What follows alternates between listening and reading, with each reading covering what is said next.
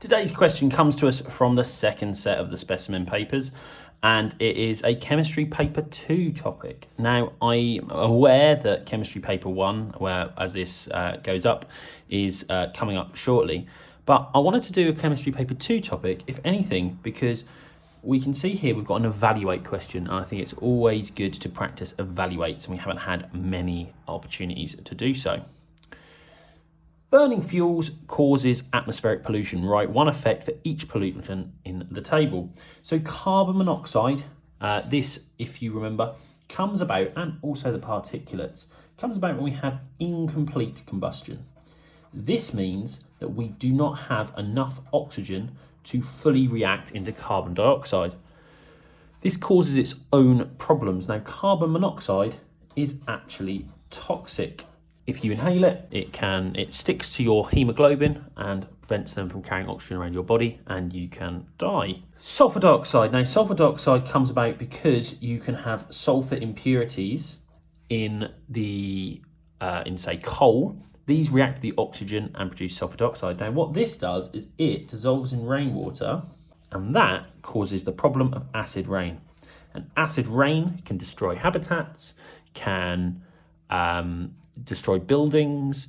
It's not like someone's dripping concentrated acid on you and it's going to literally like melt your flesh away, but it can cause animals and plants a lot of problems.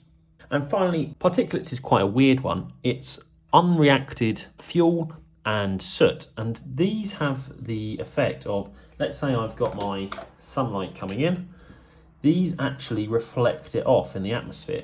So it prevents that sunlight getting through to the earth and warming it up. So it actually causes the opposite effect, which is global dimming. And I know what you're thinking, why don't we just whack a load of that on, counteract it? Well, it is a form of pollution and it causes other problems as well. But global dimming is the interesting one that the exam board likes to talk about. We come to the evaluate question. Now it says here, methane, petrol and coal are fuels. Table 2 shows the information about them. And you've got the fuels, the states, the energy content, and the mass in milligrams of carbon dioxide produced for 1 kilojoule of energy released. It, as we can see here, is an evaluate question. And that means that you need to look at the advantages, the disadvantages, and then crucially, you need to give a conclusion. What do you overall think? If you don't do that, you actually lock yourself off the highest grades. It says use the information in table 2 and your own knowledge. The important thing about using the information in the table is I want you to do something with it.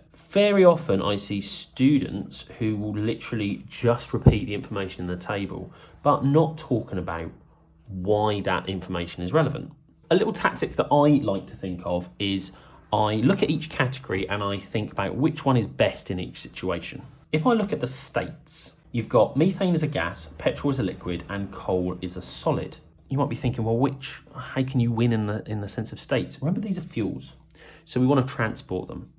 Now, gas is phenomenally hard to transport, so I would give the win here to liquid and potentially to solid. But liquid, if you think about it, you can pour it, you can put it down pipes, you can transport it really easily, whereas gas, it fills the space of the container that's in, so if there's a leak, it will just wander off. That idea of sounding out your argument about why it's best is what we want from our answer. So even though we're still weighing these up, I'm just going to leap ahead here and just show you about how these paragraphs can be structured. Petrol is a liquid. Now, why is that a good thing? Which is good for fuels. Why is it good for fuels? Because it is easy to transport. Let's think about the counteract of that, and that's methane, which is a gas, is much harder to transport because it can easily escape and problems like that. Let's look at the next category. Energy content in kilojoules per gram. So clearly here, we want the highest number. Why?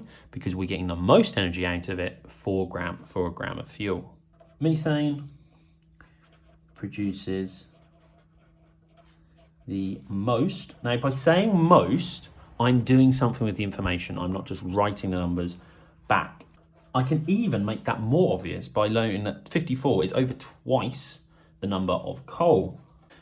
If I look at this category, the mass of carbon dioxide produced, well, again, we want the lowest amount because it's going to contribute the least to global warming. So let's continue this kind of methane love fest that we've got going on here. Methane produces the most energy per gram. It also produces the least carbon dioxide per kilojoule. And again, let's do something with that information. Why is that good? Which means it contributes the least to global warming. Okay, so we've kind of met all of the table, but notice it says, and your own knowledge. So let's think about what we might also want to add. Well, first of all, we can actually look back up here. If you remember, we said that sulfur dioxide comes from sulfur impurities, then we're kind of adding another thing in there to the fact that coal is particularly bad. I'm also just going to note that actually all of them release CO2, which is not good. All these fuels release some level of CO2, and coal can release sulfur dioxide when burnt. So I know I've used different colours, but you can see how paragraphs can actually come about here. And finally, because we need to give a conclusion, you can say overall which one you think is best. It's very rare that there's a right answer here. So you could say, even though methane has the most energy per gram and produces the least CO2, petrol is best because it's easy to transport, or you could do the flip of it. And let's stick with methane and say, overall, methane is the best fuel because it releases the most energy per gram, least CO2 per kilojoule of energy, even though gases are harder to handle. So you're kind of acknowledging that it's not perfect, but overall, I think that. So there we have a nice evaluate question focused on a paper 2 topic, but also just showing and thinking about how we can do that evaluate. This idea of thinking which categories are one in a table, and for an evaluate that we must have a conclusion.